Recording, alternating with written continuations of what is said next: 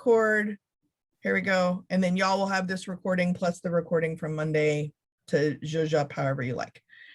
All right, so 3, 2, 1, here we go. Welcome to Pull Up a Seat. My name is Jessica Pettit, and I am going to be your tour guide through diversity, equity, and inclusion today. To get us started, we're actually going to start with the concept of intersectionality and what that actually has to do with your whole overall culture. With that as a foundation, we're going to move into individuals, how systems within your organization, such as hiring or firing or networking, build out.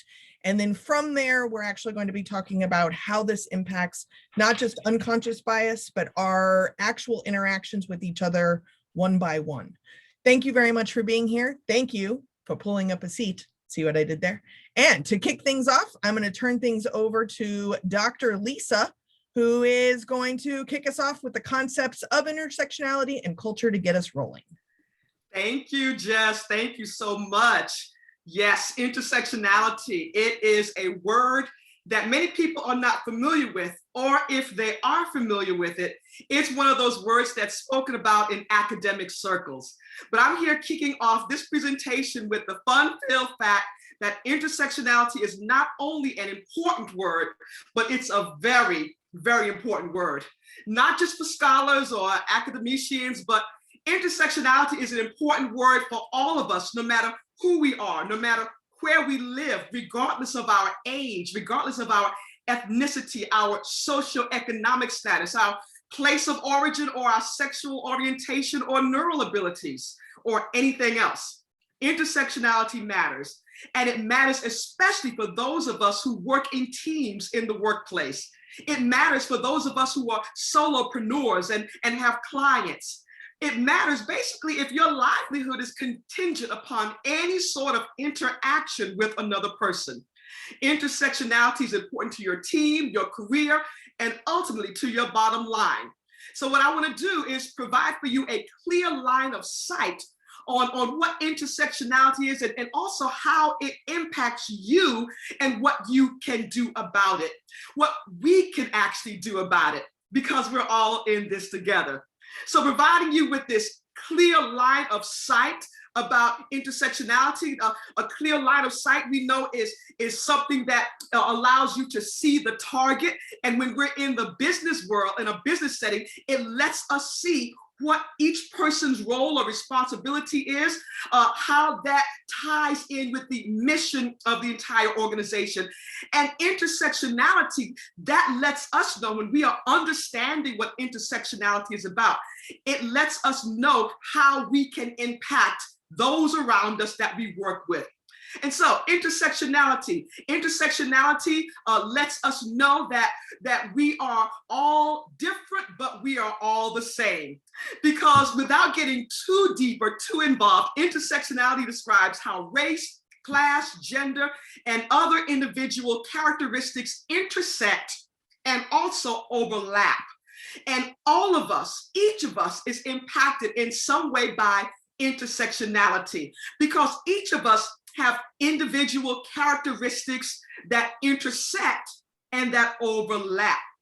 And so I don't just mean that we are being impacted because as people, we interact with one another or know one another, but each of us have these characteristics. And because we now, if we didn't know it before, we're now living in this world that has given us this pandemic, we realize that we are in a global marketplace. And because we are in a global marketplace, we are now connected with others like never before. And as we begin this event that is designed to enhance, equip, and elevate you and your team, I want to introduce to you what I call the culture connection.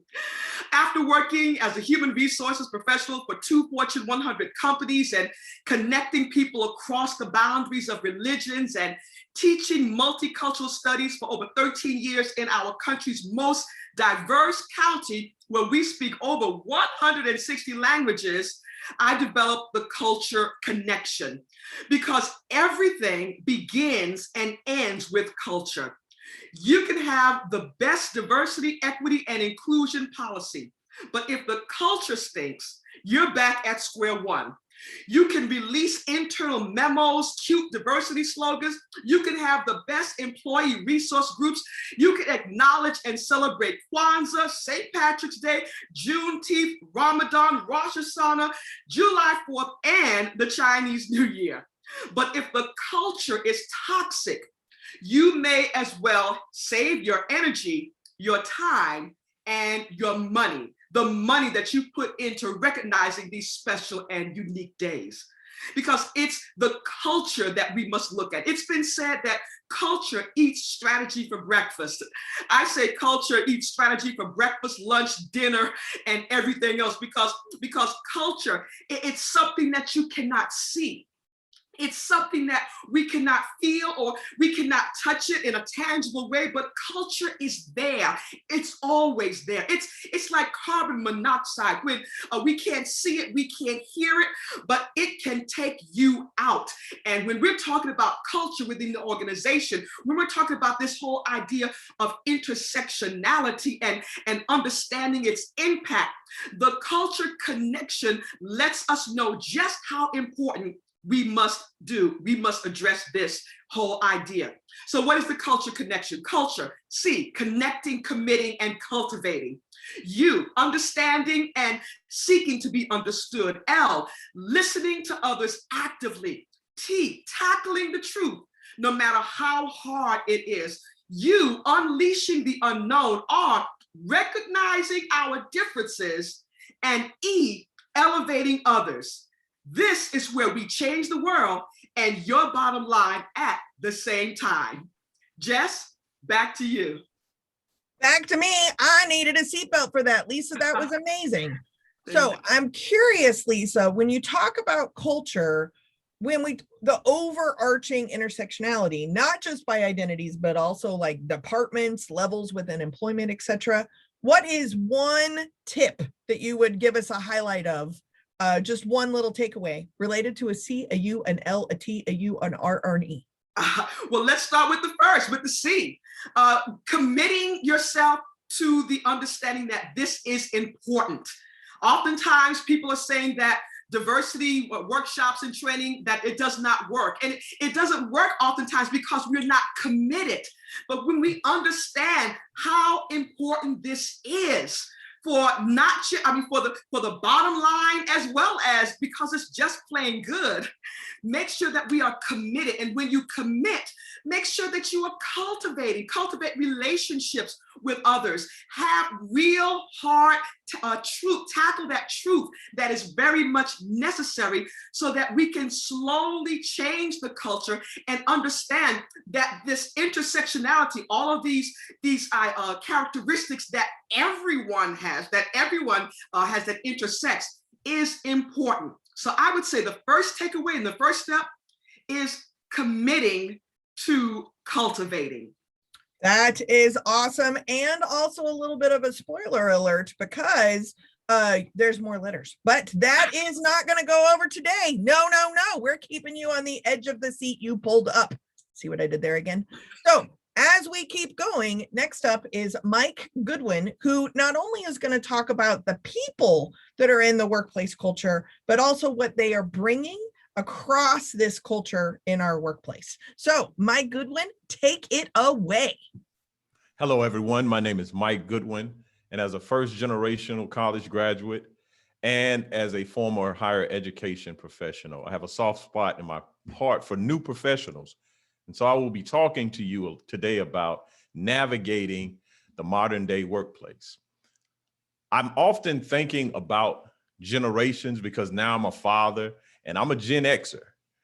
And I look at my children and they're growing up in a totally different generation than myself. My children at this point, if they have a question about anything, they can just Google it. I couldn't Google stuff when I was a kid. When I was a child, if I had a question, I had to have a conversation with someone, or I had to go to the encyclopedia. And I was a weak little kid, so I couldn't pick up the encyclopedia. So I had no information. I remember when I didn't know how to spell a word, I would ask my mother how to spell the word. You know what my mother would tell me? Look it up in the dictionary. I was like, Mama, I don't know how to spell the word. Y'all, I spent 4 weeks in the L's looking for elephant. I was like, Mom, I don't think that word's in the dictionary. I see leprosy. I don't see anything about an elephant. I almost passed out looking for pneumonia. I'm like, this is not a real word. Somebody is making this stuff up. So as we look at generations, and I look at my generations, I look at all the generations that are currently in the workplace, we need to have an understanding of all the players that are on the field. So we'll take a look at all the individuals that represent different generations. And one of the ways I think is important for us to evaluate is to remember how each generation even applied for a job. Things have changed so tremendously over the years. If you're a member of the baby boomer generation, which my mother is, and I was having a conversation with her, when they were looking for a job, they had to go to the newspaper and look in the classifieds to find jobs. Most folks don't have access to a physical newspaper nowadays. That's the way the baby boomers found jobs. And they had one resume that they typed on a typewriter, and it was gold. They had to preserve that resume. And that's how they communicated their professional experience, or by word of mouth. My generation, the Gen Xers, we're the generation of job fairs and cover letters. We had cover letters, and we had a number of resumes. We had a stack of resumes on file. And that's how we navigated through corporate America. The next group, the millennials. The millennials are the group that found their jobs online via ZipRecruiter, Monster.com, and LinkedIn. And then Gen Zs are now the ones that are transitioning into the workforce. Most of them just need to make a viral video, and they don't have to worry about a job. No, I'm being facetious, but there are different ways that each generation has navigated and accessed the work environment. And the honest truth of the matter is the workplace and how each generation has approached it has changed over the years. So for new professionals, I would encourage you to think about the workplace in two different perspectives. The first perspective, I would encourage you to think about it in the ideal. Many of our workplaces are striving to become inclusive environments, inclusive places where everyone can feel comfortable to bring their whole selves in the ideal. That's what we're working towards. But then you have the actual or the reality. And oftentimes we're trying to bring the reality up to the ideal. I think it's similar to when students visit college campuses. Now in the pandemic, you're not visiting physically, you're online, and you're doing virtual tours. Whether it's a virtual tour, whether it's a physical tour, what those universities never would show you is the bad parts of the campus. They're going to show you the brand new wellness facility. They're going to show you the brand new eatery. They're going to show you everything that's shiny and that looks good and that they're proud of. But much like your college, your new job, your corporation, the place that you work, there are places within the organization that are not going to show on the tour. And so you need to understand when you enter into corporate America, I would encourage you to enter with cautious optimism. Cautious optimism. One of my favorite movies is The Karate Kid. I love The Karate Kid, and there's a figure by the name of Mr. Miyagi. And young Daniel-san, who's the young mentee, wanted to learn karate, but he wanted to learn how to punch and he wanted to learn how to kick. But Mr. Miyagi taught him how to wax on and wax off. So I would encourage you as a new professional to learn the wax on or wax off, or what I call learn to be diligent. That's my first insight that I want to share with you. Learn to be diligent inside of this new environment that you find yourself. There are going to be challenges. There are going to be things that you did not anticipate. But I would encourage you to be diligent to figure out the culture of your organization and your coworkers to figure out what generation do they fall in? What values are important to each member of your team? And why do they have these particular feelings? And oftentimes it's connected to which generation they're a part of. I would encourage you to be diligent, to know your worth. You are enough. The fact that they have hired you, they believe in you. They want you to succeed. And so I would encourage you in times where you're questioning yourself, you may have a bout with imposter syndrome. I would encourage you to know your worth and understand that you have new ideas. You have fresh perspective. You have savvy technological skills and competencies that they need, and they need you to show up and to be yourself and to be diligent as you navigate yourself through this corporate environment. Jess. Mike, words well taken, reminding me of the great Oscar Wilde is be yourself because everybody else is already taken, right? So you gave us a little teaser about diligence and also paying attention to what it means and what breaks down that diligence by finding out what the workplace culture is. So thank you very much. That was awesome and makes me want more, which is great.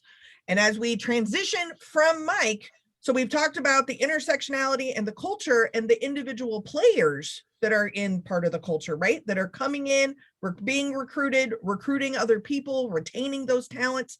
We're going to transition specifically to my dear friend, Amy Weininger, and she's going to be talking about HR and the systems inside. What is the connection between diversity, equity, and inclusion with networking, hiring, and how all of these systems work? Because those systems are actually the foundation of the workplace culture. So with that, I'm going to bring Amy back in, and here she goes. Buckle up. Thanks for pulling up a seat. Here's Amy. Hello, everyone. So I want to talk specifically, I want to kind of pick up on where Mike left off around, how do you build a strong career in the workplace, and how do you make sure that everyone feels included? First, though, I want to say when I talk about networking, a lot of times people kind of recoil in fear because they think I'm talking about this guy. And I'm wondering how many of you, when you think about networking, think about this guy? Is this the guy that comes to mind? He's smarmy, he's schmoozy, he's got a business card for everybody that he's dealing out like a blackjack dealer in Vegas. He's really ready to sell you something, and he knows that you need to know him. And if this is your idea of networking, I want you to get that right out of your head. This was who I thought networkers were. And over time, I learned that networking is not about sales and marketing. Networking is about building strong relationships for the long term that are mutually beneficial. And every step of your career, you're going to rely on your network. Every part of your organization, if it's going to perform effectively, is going to rely on informal networks to get work done. And so we want to make sure that our networks are as robust, as broad, as diverse, and as inclusive as possible. So we're going to say bye to that guy for now. And I want to know what brought you here today. Why is this topic important to you? If you could just put that in the chat, I would really appreciate it, because I want to make sure that you're getting out of this session what you want to get out of it, not what I want to put into it. While you're doing that, I'll talk to you just a little bit about what we would go through in the full session. But before we get there, I want to tell you that a lot of diversity and inclusion work, people think, well, if my heart's in the right place, that's all I really need to do. And I got to say, I've never met anybody who would introduce themselves and say, hi, I'm Amy and my heart's not in the right place. I'm a terrible person. It's nice to meet you. Nobody does that, right? Now, there are people who are terrible people, but by and large, we're pretty decent human beings. The problem we get into in diversity and inclusion work is that a lot of times we'll go to a session and we'll learn about, some facet of the human condition or some big systemic problem that's too big for us to fix. And we leave, nothing's asked of us. Nobody asks us to do anything different. And so we think, well, you know what? If my heart's in the right place, I must be good enough because nobody's asked me to do anything else. And I'm here to tell you that your heart can't be in the right place if you never move your feet. So one of the things that we're going to have to do if we want to change anything is we're going to have to show up in different places. We are going to have to show up for different people, and we're going to have to show up a little bit differently.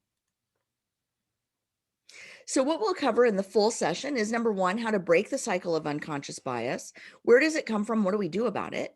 Number 2, how do we network like a champ? Who do we need in our network? And who are we excluding by default?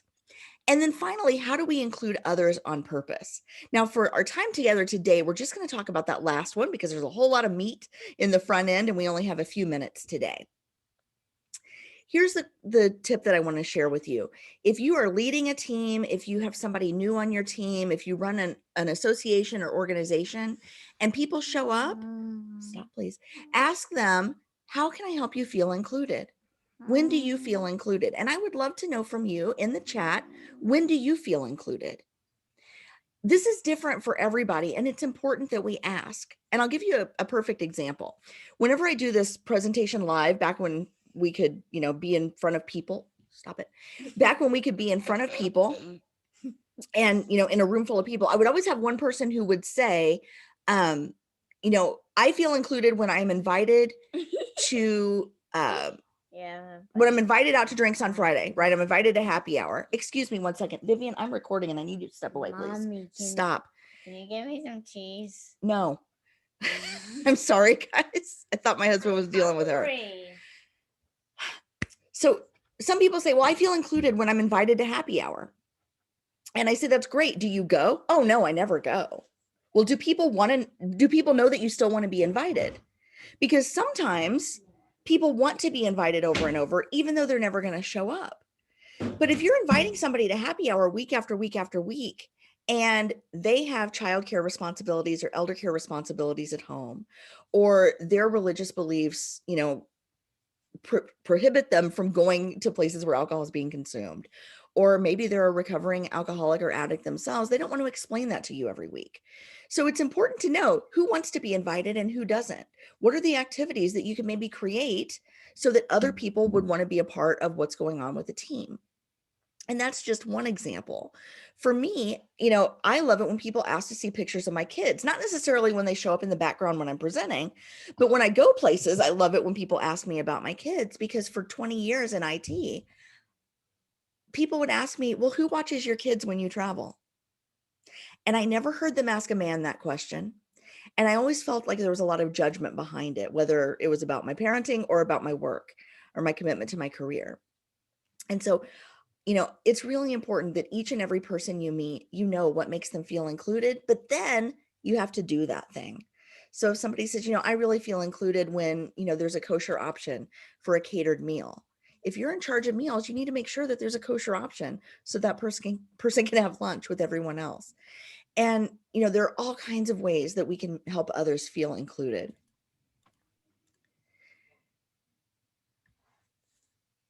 Here's the other thing that I want you to take away today. A lot of times when we talk about things like diversity, inclusion, equity, intersectionality, systemic racism, sexism, glass ceilings, bamboo ceilings, all these different ways that we're different, or all these different problems that we share together in this world, because we're complicated people. A lot of times we think really big and we get really overwhelmed with the amount of problem, right? The amount of stuff that we have to do. But I want to ask you to do something with me. I want you to push your chair back and I want you to hold. You brought your hula hoop today, right? Everybody brought their hula hoop? You didn't bring your hula hoop. That's okay. Pretend you brought your hula hoop. I want you to hold it out to your sides. Now, this is what Amy Cuddy would call a power pose. And she actually has research. She did research in Harvard that suggests that when we take up more space, when we pose powerfully, we actually change the way we think and feel. It actually changes who we see ourselves to be. So if you pose like a superhero, you become a superhero in your own mind. So I want you to hold your hula hoop out to your side, become a superhero with me for just a moment. Now, instead of thinking about how big the problems are, how many problems there are, how much work there is to do, I want you to imagine for just a moment, because it's true, that you are only responsible for that space inside your hula hoop. You can create an inclusive space in that little 3-foot circle, and you can take it with you everywhere you go. Once you've mastered what goes on in that circle, and once you're taking that, moving your feet to take your inclusive space where you want to go, you will start to pay attention to who's in your circle of influence. How can you expand your circle of influence? And people will see you as the kind of leader they want to follow, because you're no longer doing what's comfortable for you in the moment. You're making big decisions that positively impact the most people the best way as much of the time as possible. Those are the leaders that we all aspire to follow. And I think those are the leaders that we should all aspire to be. So real quick, close your eyes, tell yourself that it matters who's in your inner circle, and go make change wherever you are. Back to you, Jess. Thank you very much. And every time I hear you speak, I shudder at the power of, it's not just what's in your heart if you don't move your feet. So thank you very much, Amy, for that. And for the shout out to the hula hoop, right? Like, that's exciting. I'm going to The hula hoop is a very underutilized childhood toy. Yeah, well, I'm going to count just scooting my chair back as the exercise for the day. Perfect. Check. You got your steps in. Excellent. Wonderful. So thank you very much, Amy. And as we transition to our final speaker today, Tony Chapman talks specifically about unconscious bias and what that intention versus impact, or that gap between your heart and your feet, what that actually looks like. So I'm going to segue over to Tony, which means I have to share my screen and a YouTube clip. So be with me, technological gods. But here we go. Much, Amy. Tony is here to join us. Not only is it about my own hula hoop, it's the whole organization's job. What are you talking about, Tony? I am a hot mess. Really? The whole thing? I don't know. Let's find out. Well, thanks, Jess. In 2012, my wife got an opportunity of a lifetime. It was her dream job. And so we decided to move our family from the Midwest up to New York. Now, we didn't immediately move to New York City. We moved to this beautiful area at a base of the Catskill Mountains. Gorgeous. Literally, we lived on a mountain on an acre of land. And so I was really excited to tell my kids, we're going to go up there and they're going to see all sorts of wildlife. They'll see, they're used to seeing squirrels, but now they're going to see deer. We used to stop on the side of the highway and look at the deer, but now we're actually going to see the deer. They're even going to be black bear. And literally at times when my kids were waiting for the bus, they would see black bear. But you know what no one told us about when moving to New York? When no one says, now here's what you need to really think about. No one told us, there's going to be rattlesnakes. Yeah, rattlesnakes. Like, they're everywhere. Like when you go to the golf course, there are signs that say, don't come here looking for your $2 ball. It's not that there may be snakes. We know that they're snakes. In fact, 3 miles from our house was a rattlesnake preserve because, of course, we'd hate to run out of rattlesnakes in the state of New York. Anyway, one day I'm in the back of my yard and I'm near the edge of my property. I'm raking leaves and I hear my neighbor say something. And as I looked up, I felt something slither across my front foot. I'm sorry. Did I forget to mention that I was wearing sandals at the time? I looked down and it was about this big around. Now, do you think I consciously stopped and said, I wonder what kind of snake that is. I wonder if it's venomous. I should look for a rattle or snake or fangs. No. Before I knew what happened, I was 60 yards away on my deck going, what the? And you can imagine what came after what the. But here's the key. Before I knew what happened, I had responded. You see, quite often we hear about this phrase unconscious or implicit bias. So let's break it down for a moment.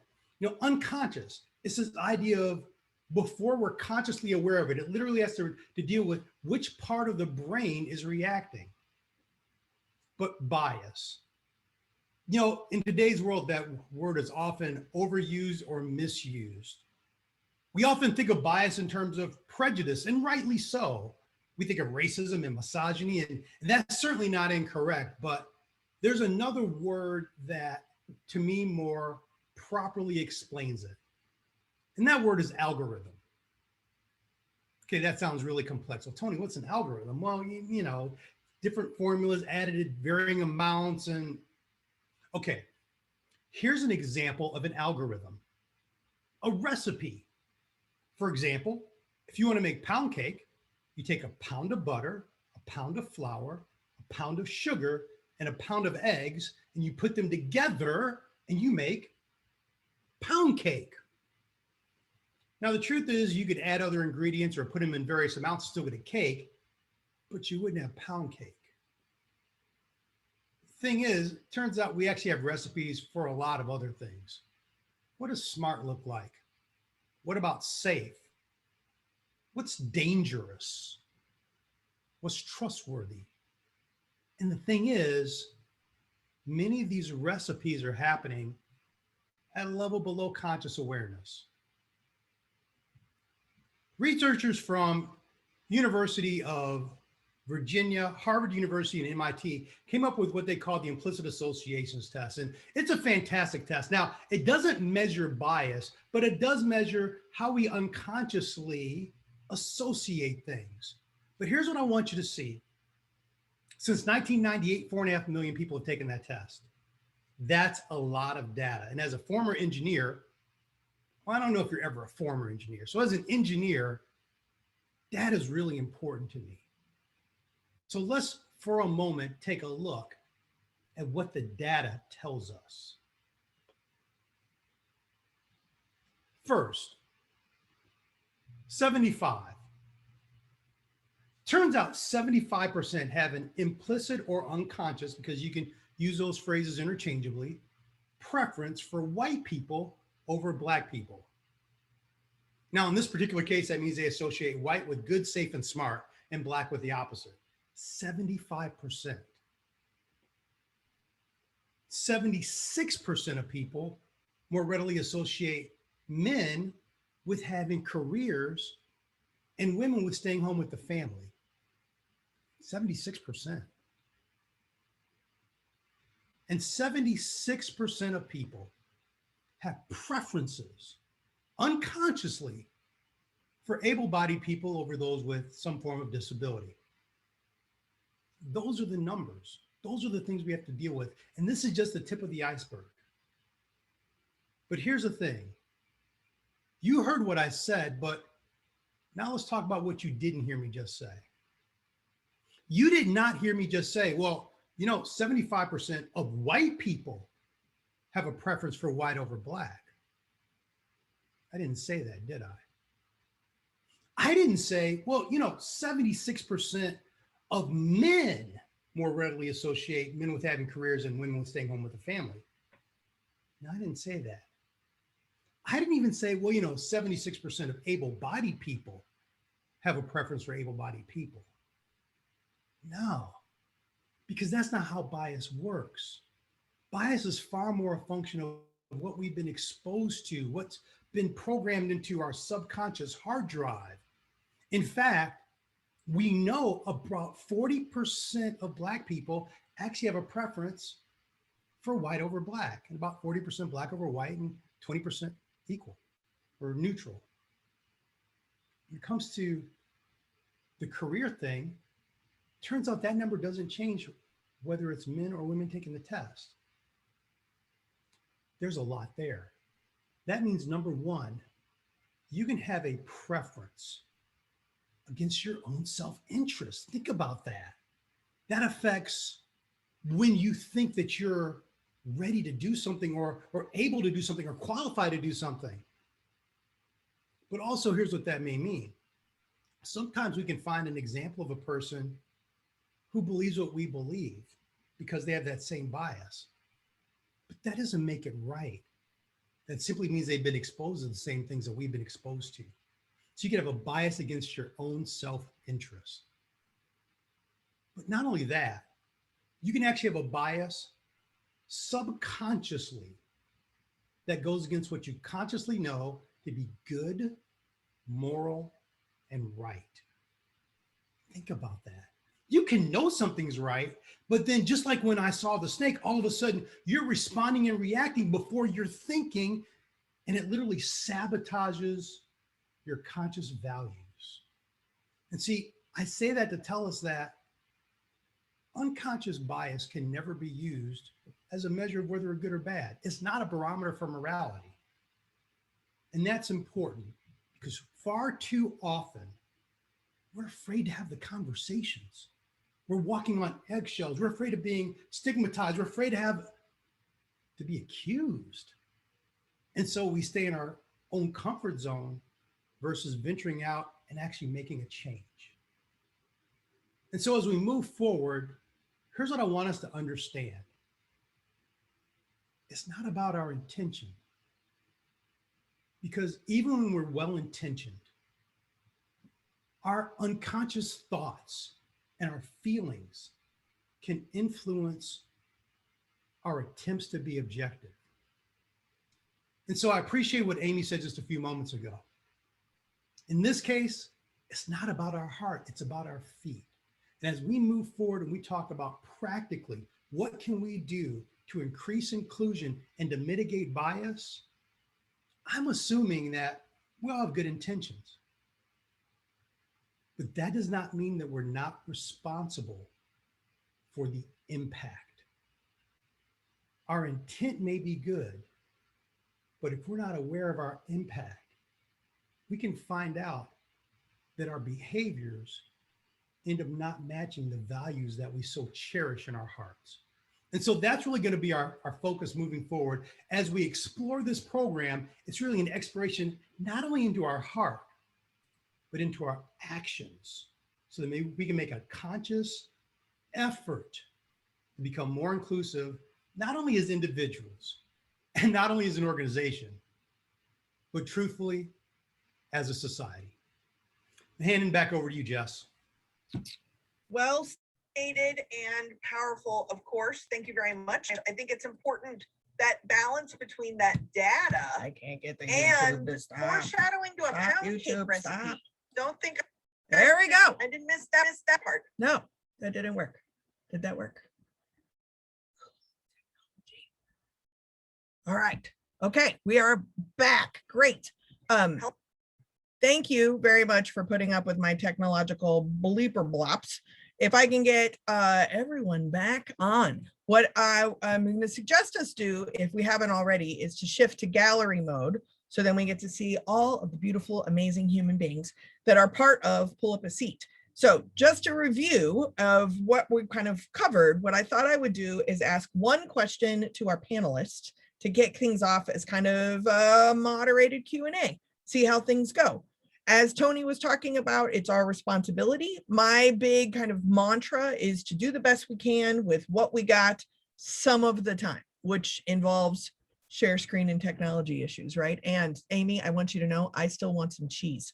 Anyway, all right. So my question to the panelists, and Lisa, we're gonna kick it off with you, is number one, what is the question people always ask, or you wish people would ask you? And what is the answer? Just briefly, off top of your head, what's the question you wish people would ask you and what is the answer? And then Mike, you're up next. Go, Lisa. Oh, you're muted. I wish people would ask me, why does all of this matter? Why does diversity matter? Why does inclusion matter? We're getting along fine just as we are. My answer would be, because yes, we are, as I said, living in a global marketplace, but who would not want to do more and to do better? It not only changes the world, but it changes the bottom line.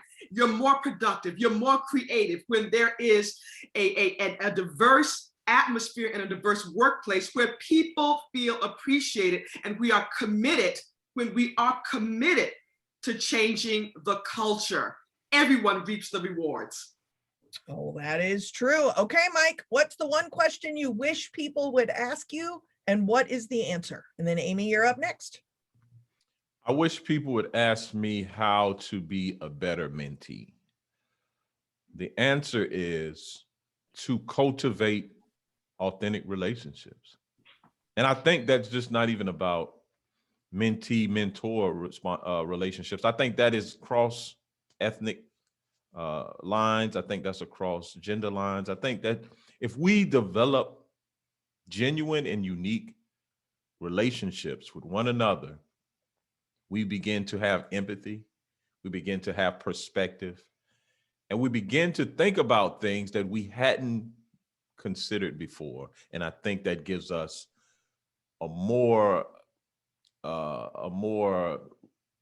reasonable approach to diversity, and a more heartfelt approach than a head-led approach.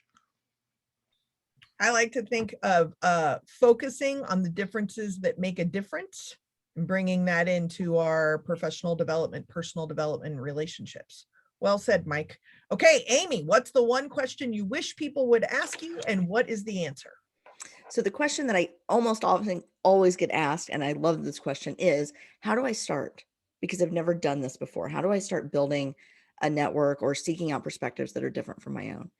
And there are two answers to that. In the current environment where we're all online, my advice is go find people in your industry or outside of your industry who are thought leaders, who don't look like you and who don't look like the best known thought leaders in your industry. Find voices that are different, that offer a different perspective. Follow them, follow their followers, listen to the conversation without inserting your own perspective. Just listen. And when we get back to real live in-person events where we can see each other and show up in rooms, go to the conference, meeting, chamber of commerce event that is not for you. Go where you can intentionally be the only one who looks like you in the room. Sit in the back, keep your mouth shut, and listen, listen, listen. Because the more we do that, the more we extend ourselves to where we are in an extreme minority in any room, the more emotional intelligence we develop. And when we do that, we're also around people who, when they are in the majority, are at their most candid. So we can learn a whole lot by just showing up. If you're a man, go to the women's conference. If you're white, go to the Black Chamber of Commerce. If you're straight, go to the Pride event, right? Whatever it is that makes you other in a space where you wouldn't normally be, that's where you need to show up next. That's wonderful. Well, thank you very much, panelists, for being here for Pull Up a Seat. Now we'll open it up to any of the participants or any questions that you may have for the panelists. Anything in particular? How may we help?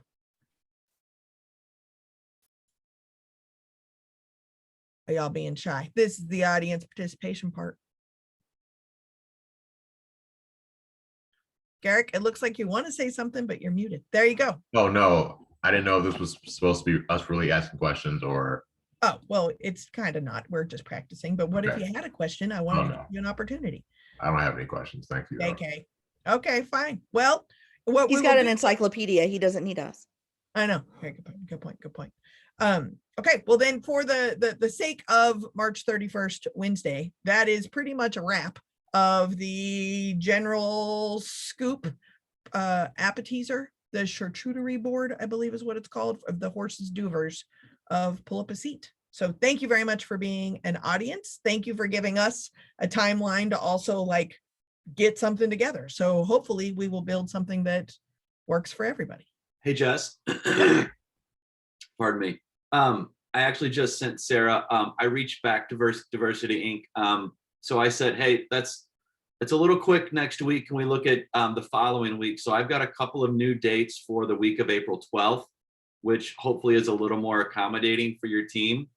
And I think that just overall feedback, this has been great as far as a condensed version to kind of get, a flavor of everything. So kudos to you guys for, really just sort of condensing this down.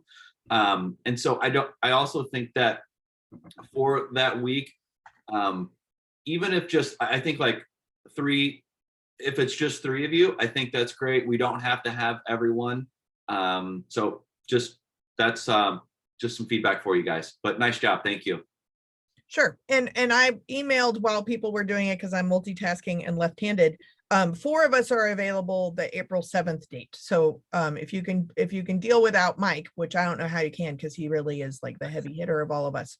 The 7th date at 12 Eastern does work for us, or we can do something else. So, well, unfortunately, and sorry for the bouncing ball here, but when I reached back to Diversity Inc., they said, well, that date's no longer on the table. So that's why I said, well, can we push out to the further week? So Okay, yeah, that's the hardest part of this is you're Yep, actually yep, dealing yep, with yep. like 6 CEOs, right? So we have to kind of figure it out. Okay, I will release the 7th date from everybody's calendar. Yeah, and Mike, I don't think you have enough water, so you should probably try to drink more water, okay? and Amy, my daughter's name is also Vivian, so I love that. Awesome. She really doesn't show up except like maybe once a month that happens. One day I She was also here, loves I was cheese, presenting, so- I was presenting to a community college and she was back here and she was mad that I wasn't paying attention to her. So she took my green screen, she kept flipping it. And it reminded me of, when we were kids and we would like, when our moms were on the phone and we'd swing that big cord and drive our moms nuts, because the kitchen extension was always like a 50-foot cord. But she was doing that with my green screen. She kept popping it down and popping it down and popping it down. And it kept like wobbling. And then she knocked it over. And the whole time I'm presenting, I just kept going like nothing was going on. And she knocked it over and she looks at and I can see her behind me. She looks at me, she goes, and she runs out. And I'm like, I don't even know what to do with that. I'm just going to keep going. Amy, how old is she? She's 5. Okay, so I have a 5-year-old, and the whole time that was happening, I was like, girl, same. Like at least maybe once a week that happens. So I feel you, and you like really toughed through that moment. So kudos to you for just staying on your game. It's okay. Thanks. All right, Jess, I'll take conversation offline with you. We'll figure out, excuse me, another date that works for you guys. We'll lock it in and we'll keep moving forward. Thank you so much, guys. You all looked great, sounded great. I appreciate you taking the time to do this. Sure. And Sarah, just so you know, Amy has volunteered to take a shift at the organizing of the time because of other things that are happening in my life. So if you want to follow up with Amy, that'd be great. I will totally do that. Perfect. Awesome. Thank you. All right, thank you for all. being here. Bye.